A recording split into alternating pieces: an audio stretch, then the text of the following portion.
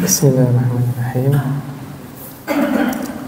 Assalamualaikum warahmatullahi wabarakatuh. Alhamdulillah, wassalatu wassalamu ala rasulillah wa ala alihi wa ashabihi wa man walah wa ba'd. Alhamdulillah, pada malam yang berbahagia ini, malam 13 Sya'ban ya. Subhanallah, kita berkaitan dengan Ayyamul Bid ya. Pada malam yang berbahagia ini kita ditakdirkan oleh Allah Subhanahu wa taala berkumpul di masjid, yaitu tempat yang paling Allah cintai, paling Allah ridai. Mudah-mudahan berkumpulnya kita di rumah Allah ini adalah salah satu tanda bahwa Allah menginginkan kebaikan terhadap diri kita. Jamaah salat maghrib rahimakumullah. Yunus bin Ubaid berkata, jika dua hal ini baik pada diri seseorang, maka baik pula seluruh urusan yang lainnya.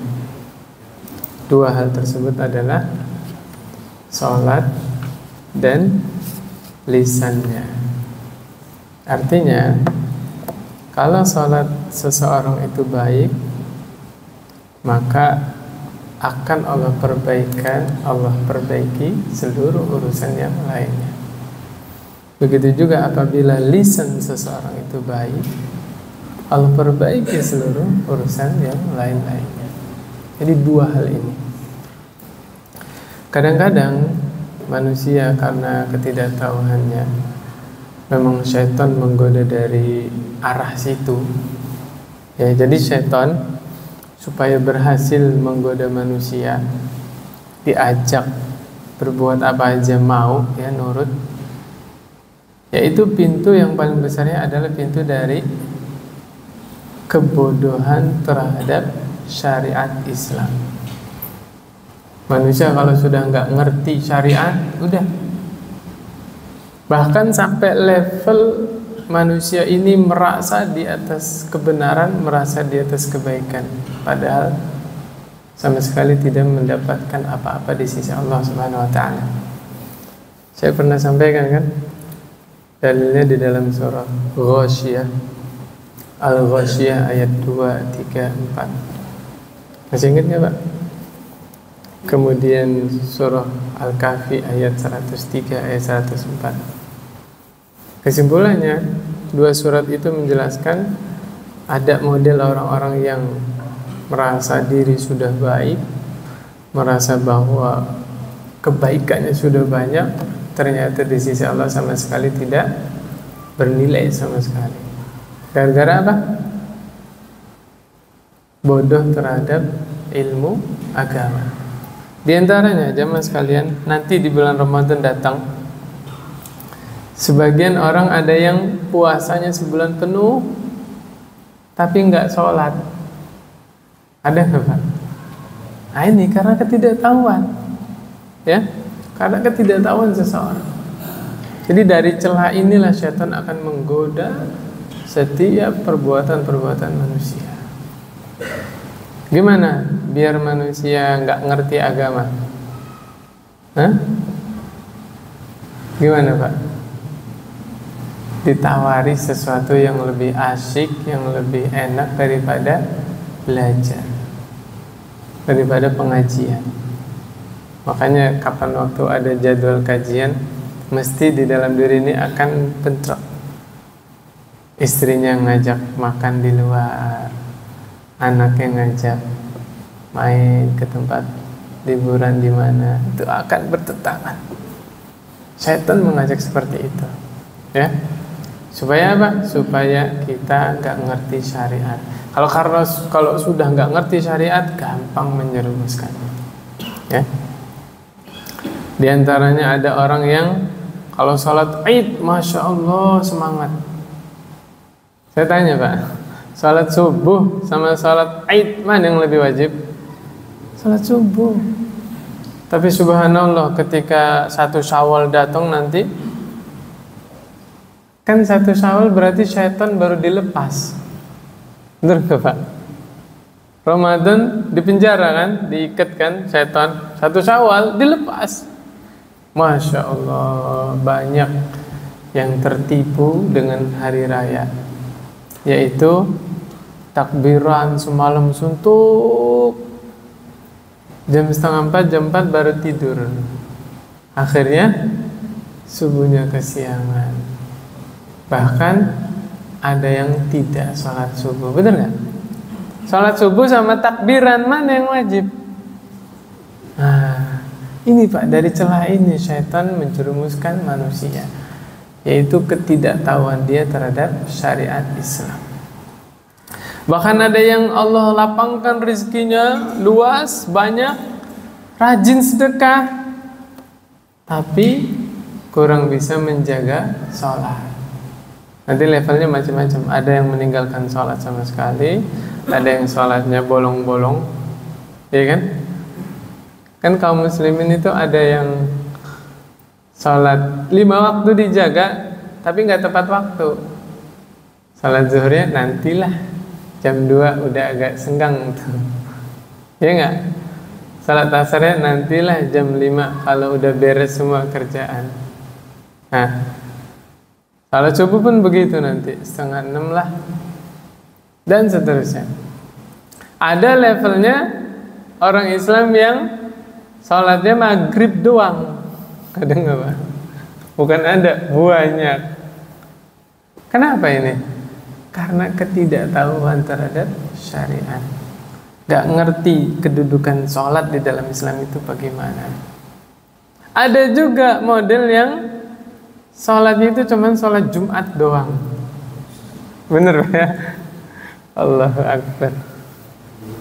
Bahkan ada yang modal sholatnya setahun 2 kali doang, yaitu sholat Idul Fitri sama sholat Idul Adha.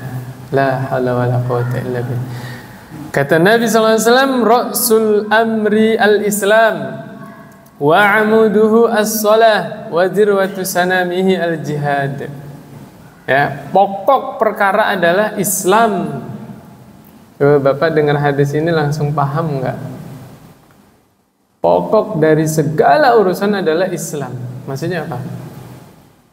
Wajib mengembalikan setiap permasalahan kepada syariat Islam. Wajib. Masalah talak, masalah waris, masalah apa aja dikembalikan kepada Islam. Barang siapa yang tidak mengembalikan suatu urusannya kepada Islam, pasti hancur, pasti binasa. Surah Thaha ayat 124. Kalau Bapak buka mushaf halaman 320, baris ke-14.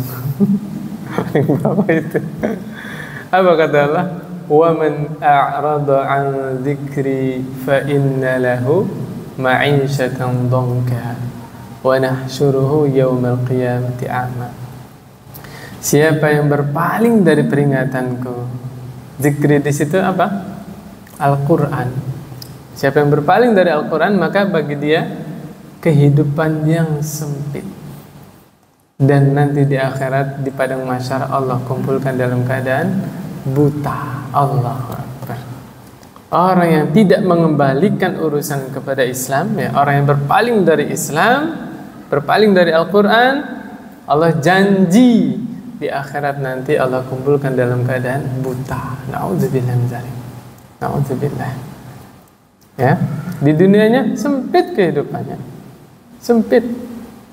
Makanya kalau kita perhatikan banyak rumah tangga yang bermasalah, itu kalau detail kita perhatiin, suaminya nggak bisa ngaji, istrinya, anaknya juga nggak diperhatiin ngajinya, ya, tidak perhatian terhadap agama. Kita bicara keumumannya, tidak oknum-oknum bersan-bersan, tidak. Ra'sul amri al-Islam wa amuduhu as-shalah. Tiangnya adalah agama. Salah lagi ngomongnya. Tiangnya adalah sholat. Ini bangunan megah begini, Pak. Di antara sebabnya, ya, Allah kan ciptakan alam semesta ini ada sebab dan akibat kan. Kenyang sebabnya apa? Makan. Bapak pernah nggak makan tiba-tiba kenyang? Pernah nggak? Karena Allah takdirkan di dunia ini ada sebab dan akibat. Nah, bangunan ini berdiri sebabnya apa? Ada pondasi, ada tiang, baru bisa berdiri. Bapak bisa bayangkan kalau tiang ini dirubuhkan, jadi apa bangunan? Gak bisa bangun. Disebut bangunan karena ada tiangnya. Orang disebut dia beragama Islam karena sholatnya, Pak. Selama orang itu sholat, maka dia disebut Islam. Jangan salah paham, Pak, ya. Nanti dipotong videonya, Imam Syafi'i ini mengkafirkan orang yang ninggalin sholat. Bukan saya yang mengkafirkan, Pak. Ulama yang berpendapat orang yang meninggalkan sholat dia murtad kafir, namanya Syekh Sayyid Sabiq, penulis kitab Fiqhus Sunnah. Beliau satu zaman dengan Syekh Al-Albani rahimahumullah. Ya, Syekh Sayyid Sabiq berpendapat orang yang meninggalkan salat hukumnya apa? Murtad kafir. Kalau Imam Syafi'i, Imam Ahmad rahimahumullah berpendapat orang yang meninggalkan salat tidak kafir, Pak. Tapi diadili di pengadilan, diminta taubat. Kalau dia mau taubat, salat beres urusan. Kalau nggak mau taubat, penggal, Pak. Pendapat siapa ini? Imam Ahmad, Imam Syafi'i. Imam Syafi'i rahimahullah, Pak, ya. Tuh, sudah jadi cambuk yang keras ketika status orang yang meninggalkan sholat diperdebatkan oleh ulama, diperselisihkan kafir atau tidak, ya, karena ada hadis nih. Nah, kenapa Syekh Sayyid Sabiq berpendapat orang yang meninggalkan sholat adalah kafir? Nih hadisnya, riwayat Ahmad, Tirmidzi, An-Nasai, Ibnu Majah. Hadisnya sahih. Kata Nabi SAW, al-ahdu alladhi bainana wa bainahum as-salah, faman tarakaha faqad kafar. Perjanjian antara kami dengan mereka orang kafir, ya, adalah salat. Kata Nabi, siapa yang meninggalkan salat maka dia telah kafir. Siapa yang bilang kafir? Nabi Muhammad sallallahu alaihi wasallam. Jadi perkara sholat itu bukan perkara yang remeh. Bismillah. Alhamdulillah. Kemarin bulan Rajab ada apa, Pak? Isra Mi'raj. Ya, kalau bulan Rajab kita ingat apa? Isra Mi'raj. Apa pelajaran penting yang dipetik dari Isra Mi'raj? Apa, Pak? Salatnya. Allah mengajarkan kepada kita bagaimana agungnya kedudukan sholat di dalam Islam. Ketika Allah ingin mewajibkan haji, puasa, zakat, sedekah, apapun itu, Allah turunkan wahyu. Yang menyampaikan ke Nabi Muhammad SAW siapa? Malaikat Jibril, diwakilkan. Ya. Tapi ketika Allah ingin mewajibkan ibadah sholat, nabinya langsung dipanggil oleh Allah Subhanahu wa taala. Allah tidak wakilkan, tidak pakai perantara. Langsung Nabi Muhammad SAW menghadap Allah di mana? Sidratul Muntaha. Langit yang ketujuh, atas lagi, Pak. Malaikat Jibril aja nggak sanggup ke sana. Ya. Berdua Allah berbicara langsung kepada Nabi Muhammad sallallahu alaihi wasallam. Itu sudah cukup. Makanya kata Umar bin Khattab, ya, seseorang yang tidak memperhatikan sholat, orang yang meremehkan sholat, tidak pantas diberi kedudukan di dalam Islam, nggak punya kedudukan di dalam Islam. Umar bin Khattab dalam keadaan perutnya sobek, Pak, tusuk oleh Abu Lu'lu'. Ya, Abu Lu'lu' itu kuburannya ada di Iran, ya, di Persia, diagungkan oleh orang Syiah. Kalau lihat di YouTube, subhanallah, kuburannya itu megah, Pak. Kotak seperti Ka'bah, terus orang Syiah itu tawaf di situ. Jadi di kalangan Syiah, Abu Lu'lu' itu dianggap pahlawan karena telah membunuh Umar. Kenapa orang Syiah begitu benci sama Umar? Karena di masa Umar kerajaan Persia runtuh, ya, pada masuk Islam. Nah, mereka nggak bisa melawan Islam ketika itu.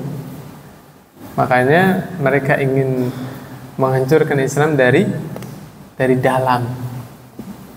Penampilannya orang Syiah kalau dari luar sama nggak sama kaum muslimin? Sama. Perempuannya pakai cadar, laki-lakinya pakai jubah, pakai peci, kan? Subhanallah. Nanti iseng-iseng Bapak di YouTube buka, ketik syahadatnya orang Syiah. Baru kita tahu bagaimana mereka itu benci sama Abu Bakar, Umar, ya, Hafsah, Aisyah radhiyallahu anhum ajma'in. Kemudian berikutnya, salat itu adalah amalan yang pertama dihisab. Makanya tadi yang saya bacain, dua perkara, kalau dua-duanya ini baik, maka yang lain juga baik. Yang pertama salat, yang kedua lisan. Nah ini dasarnya nih.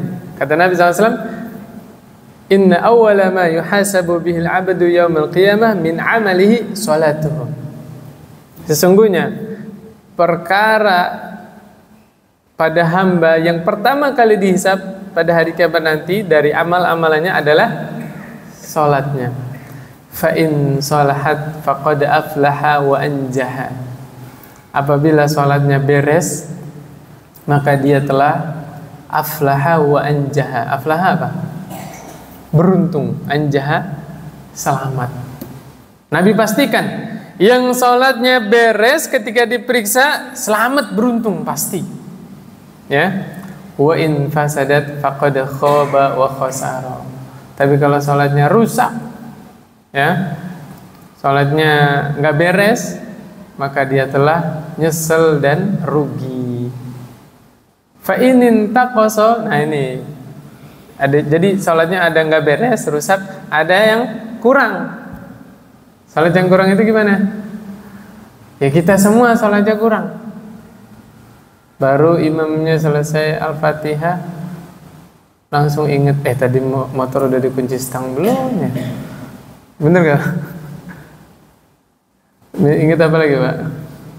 Pokoknya disibukkan dengan pikiran-pikiran. Yang tadi lupa, pas sholat jadi inget. Cari apa Pak? Cari kunci motor, cari apa Pak? Duit yang 200 itu saya selipin di mana ya? Pas lagi sholat inget. Nah, itu namanya sholat yang kurang. Maka kata Nabi sallallahu alaihi wasallam, fa in taqasa min faridatihi syai'un, ya, ada sesuatu yang kurang pada salat fardunya, maka Allah berfirman, Allah tabaraka wa taala, unzuru hal li'ibadi min tatawwu'. Coba lihat hambaku ini punya salat sunnah enggak? Nah, ini fungsi salat sunnah. Untuk nambal salat-salatnya yang kurang. Gimana kalau nggak sholat sunnah? Nggak sholat sunnah, terus sholat fardunya bolong-bolong. Maksudnya rusak sholatnya. Lagi-lagi sholat tuh pikirannya kemana-mana. Berarti kan harus ditambal kan? Yang buat nambalnya nggak ada. Gimana Pak? Nah ini ya pentingnya menjaga ibadah sholat sunnah. Makanya ada qobliyah, ada ba'diyah, ya, dan seterusnya. Nah ini dasar, kalau sholatnya beres maka urusan yang lain juga beres. Dan saya tidak ragu-ragu, orang yang menjaga sholat itu biasanya orang yang disiplin. Bener gak Pak? Ya, azan itu langsung bismillah dia ke masjid. Atau bahkan sebelum azan itu sudah ke masjid. Itu perkara duniawi yang lainnya beres juga. Kalau diundang rapat dia datang duluan, ya kan? Kalau kerja sama orang juga pas datangnya pulangnya, ya. Biasanya orang yang perhatian sama sholat adalah orang yang disiplin. Cobain, bapak-bapak punya karyawan bawahannya, perhatikan. Kalau anak buahnya perhatian sama sholat, pasti kerjaannya yang lain juga beres. Kalau nggak beres, berarti ada yang salah di sholatnya. Sama seperti ini, Pak. Allah berfirman, Inna sholata tanha 'anil fahsya'i wal munkar. Sesungguhnya sholat itu mencegah dari perbuatan keji dan mungkar. Kok ada orang yang sholat tapi tetap melakukan kemungkaran? Ada orang yang sholat tetap berbuat keji, ada nggak, Pak? Berarti ada yang tidak beres pada sholatnya. Entah sholatnya rubuh-rubuh gedang, tahu nggak, Pak? Rubuh-rubuh gedang. Dulu kan waktu kecil ya, wes sana ke masjid, pokoknya ikutin imam i'tidal, imam ruku, pokoknya ikutin imam aja, nggak tahu apa-apa dia, nggak baca apa-apa. Salat apa namanya? Rubuh gedang ya bahasa ininya, bahasa Jawanya ya. Berarti ada yang nggak beres pada sholatnya. Saya tanya, mungkin Allah berbohong? Mustahil. Allah yang bilang sholat itu bisa mencegah dari perbuatan keji, dari perbuatan yang mungkar. Allah yang bilang, gak mungkin Allah salah kan? Terus kasusnya ada orang nih sholat, tapi tetap berbuat mungkar, tetap berbuat keji. Yang salah orangnya atau sholatnya, Pak?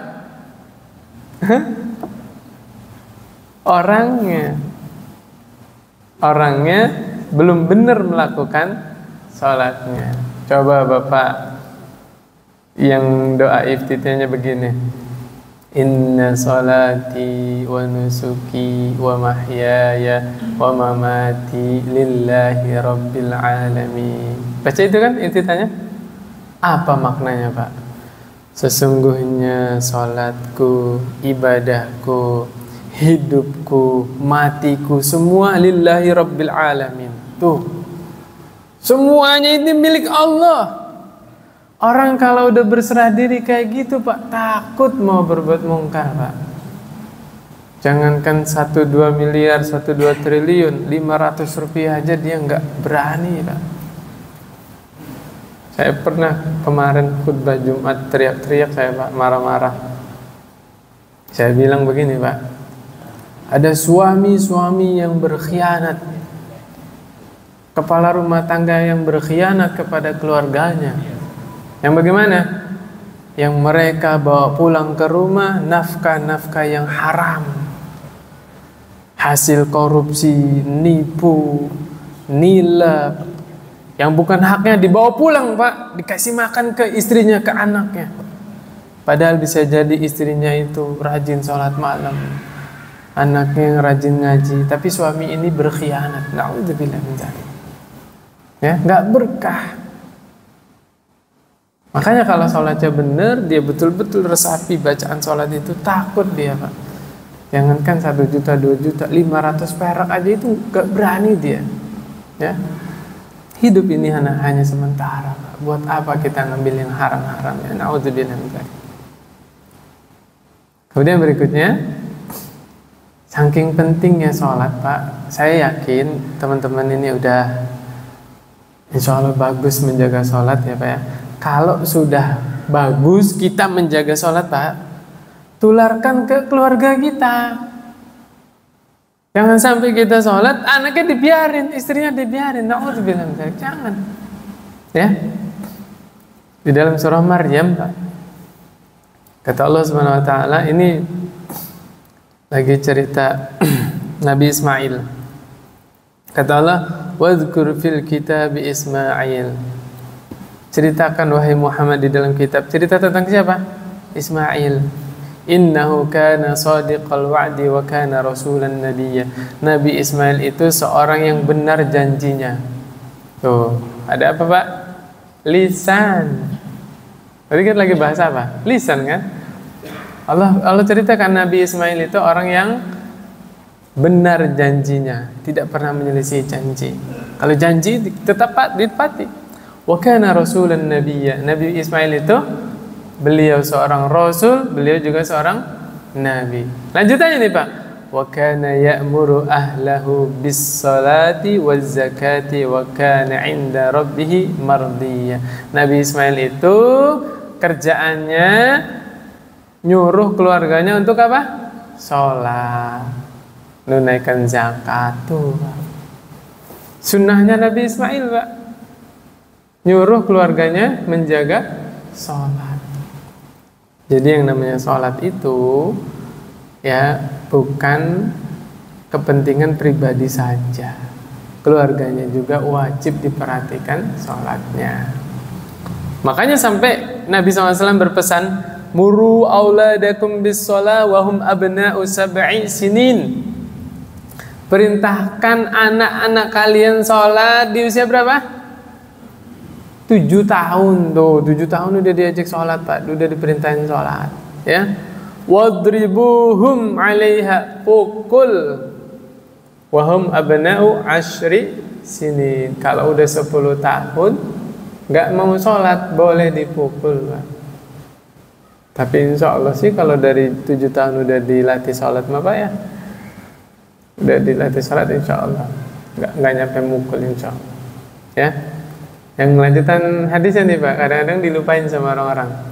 Wa farriqu bainahum fil madaji'i, dan pisahkanlah tempat tidur mereka. Ini babnya tentang anjuran banyak anak. Banyak anak itu sunnah Pak ya. Mendidik anak wajib. Kita memang tawakal kepada Allah, tapi kita juga makhluk yang realistis. Kembalikan ke hadis ini, berarti kalau bapak punya anak 4, minimal rumahnya kamarnya berapa? 5. Ayo, bisa nggak Pak? Kalau nggak mampu ya minimal kasurnya yang dipisah. Ya sementara mungkin rezekinya belum dilapangkan. Qadarullah anaknya 4 nih, kamarnya cuman 3 misalnya ya, kasurnya dipisah, ya dipisah. Jangan, nggak boleh Pak, anak walaupun laki-laki sama laki-laki nggak boleh satu kasur, walaupun perempuan sama perempuan nggak boleh satu kasur. Di dalam hadis yang lain ada larangan tidur satu selimut. Ya, laki-laki sama laki-laki, perempuan sama perempuan nggak boleh, ada larangannya. Tuh, agama sudah memperhatikan sedemikian rinci, detail supaya apa?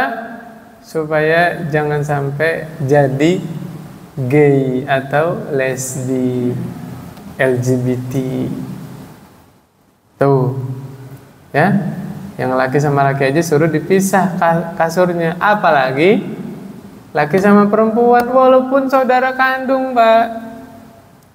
Namanya manusia itu fitrah, ada syahwat kepada lawan jenis, dan syaitan itu nggak berhenti goda manusia. Makanya begitu detail syariat Islam memperhatikan sampai tempat tidur suruh dipisah gitu. Ini juga ya, jadi artinya jadi bahan pertimbangan. Suami istri pengen punya anak berapa, diperhatikan juga tempat tidurnya, kamarnya, terutama apa? Pendidikannya. Oh, pendidikan mahal apa murah Pak? Murah Pak ya. Masuk SD berapa? 7 juta, 10 juta, bener? Murah nggak itu Pak? Wah murah, Bapak kan banyak uang ya. Iya, itu SD loh Pak. SMP berapa? SMA berapa? Kuliah? Allah Akbar, la ilaha illallah. Ya. Jadi itu juga yang harus diperhatikan.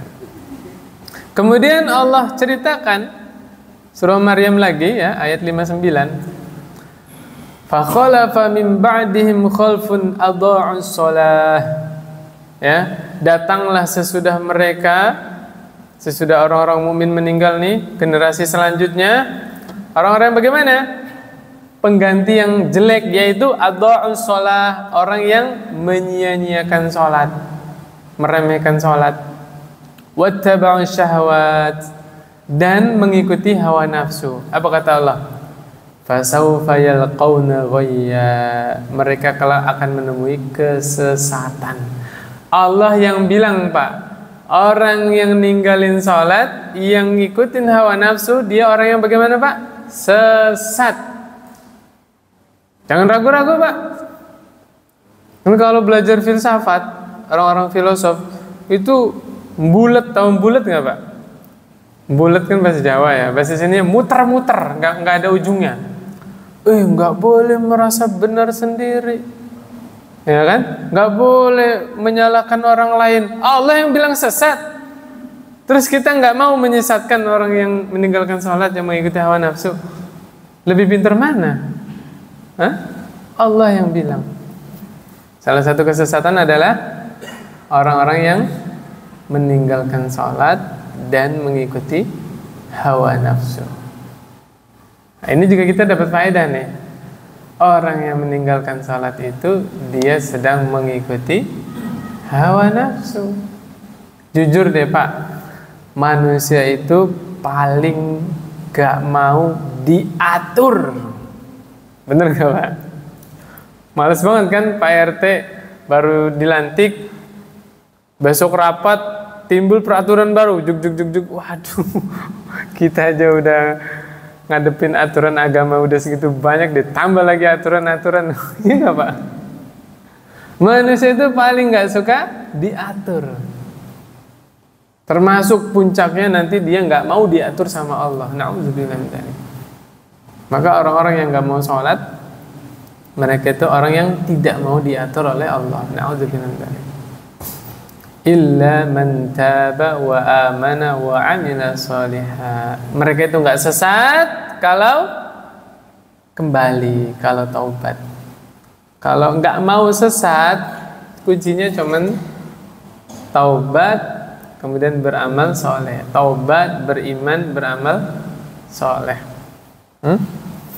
Kalau kita jeli, Pak, di sini Allah bilang apa tadi? Orang yang meninggalkan sholat, mengikuti hawa nafsu, orang yang bagaimana, Pak? Sesat. Ya, ayat 59-nya. Ayat 60-nya kata Allah, kecuali orang yang taubat dan beriman, tuh, Pak. Secara tersirat Allah ingin menjelaskan kepada kita, Allah menafikan iman dari orang yang meninggalkan sholat. Makanya kita juga nggak nyalain ulama yang berpendapat bahwa meninggalkan sholat salah satu sebab kekafiran atau murtad. Ini ayatnya.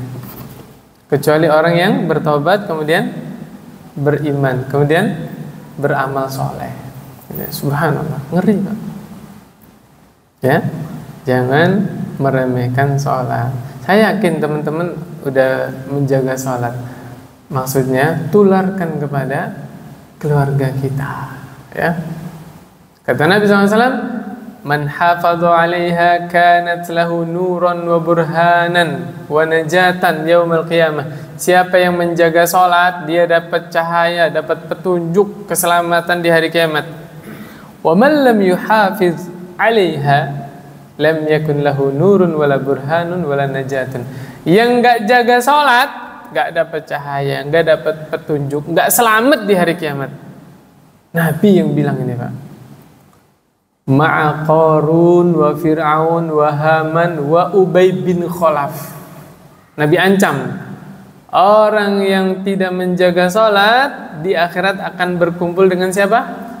Fir'aun, Qarun, Haman, Ubay bin Khalaf. Dijelasin sama Imam Ibnul Qayyim, rinci, Pak. Yang sibuk dengan harta sampai dia melalaikan sholat, di hari kiamat kumpul bareng Qarun. Yang sibuk dengan kerajaannya, jabatannya, sampai dia meninggalkan sholat, kumpul bareng Fir'aun. Sibuk ngitung suara sholat zuhur dilewat. Na'udzubillah min dzalik. Allah. Ada nggak, Pak? Sana di luar negeri, di Indonesia mah sholat semua, Pak, ya. Negeri Wakanda apa negeri apa Pak? Konoha. Allahu Akbar.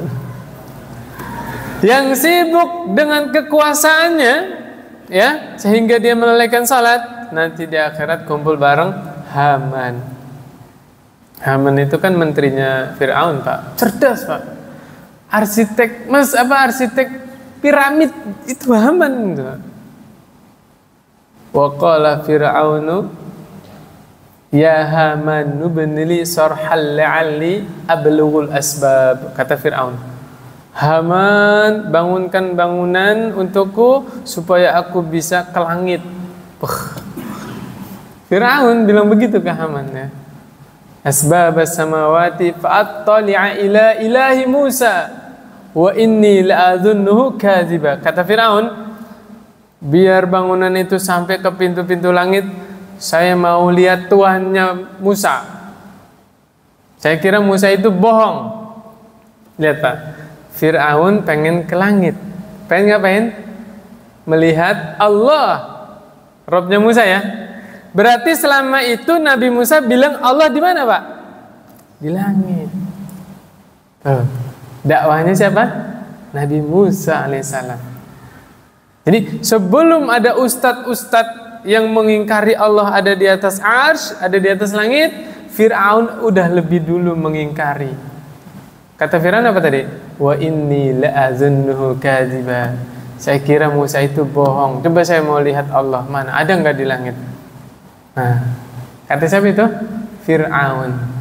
Tanpa sadar ada ustadz-ustadz yang ngikuti jejaknya Fir'aun. Cari sendiri ustadznya siapa. Masa saya sebut di sini namanya? Berantem nanti. Jangan disebut namanya ustadz.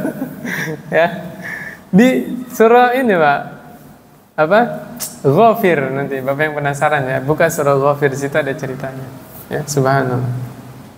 Siapa yang sibuk dengan perdagangan sehingga dia melalaikan sholat, nanti kumpul bareng Ubay bin Khalaf. Ya, na'udzubillah dari Nabi yang ngancem ini. Ya Allah ya Rabbi. Sebenarnya orang itu bukan nggak sempat sholat, ya nggak Pak? Manusia, ya Allah, sholat berapa menit sih Pak? Ya sama wudhunya lah, taruhlah 10 menit doang. Bener gak Pak? Ya, beres-beres kan, naruh duniawinya diberesin, ya, wudhu dulu, sholat 10 menit doang. Allah nggak minta kita sampai 1 jam, 2 jam, 3, enggak, 10 menit. Ya, subhanallah.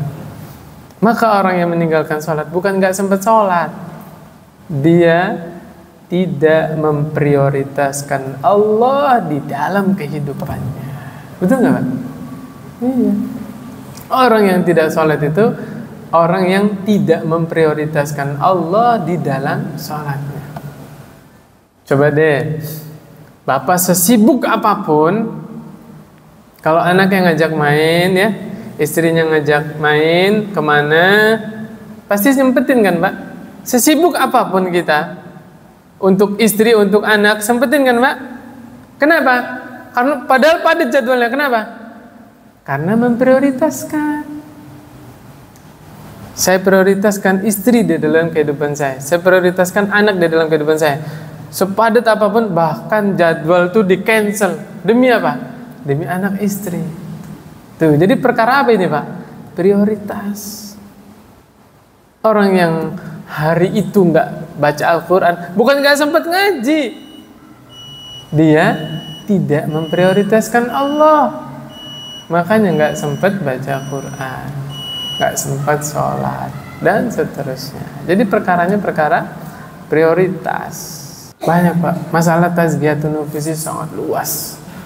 Bahkan ulama-ulama membahas kitab tazkiyatun nufus, satu kitab Pak khusus tazkiyatun nufus. Kenapa posternya tazkiyatun nufus kok bahasnya sholat di sini? Saya pengen sampaikan begini Pak. Omong kosong orang bahas ma'rifat, bahas tentang penyakit hati, bahas tentang ini, tapi dia nggak perhatikan sholat. Omong kosong Pak. Yang paling pertama itu setelah syahadat apa Pak? Sholat. Ya, Sholat dulu tuh, benerin, urusin, baru kalau sholatnya bener, baru bicarakan perkara yang lain. Jadi kalau kita ingin membersihkan hati kita, tangga pertama yang kita naiki setelah syahadat apa Pak? Sholat. Kita tutup ya. Subhanakallahumma bihamdik asyhadu an la ilaha illa anta astaghfiruka wa atubu ilaik. Assalamualaikum warahmatullahi wabarakatuh.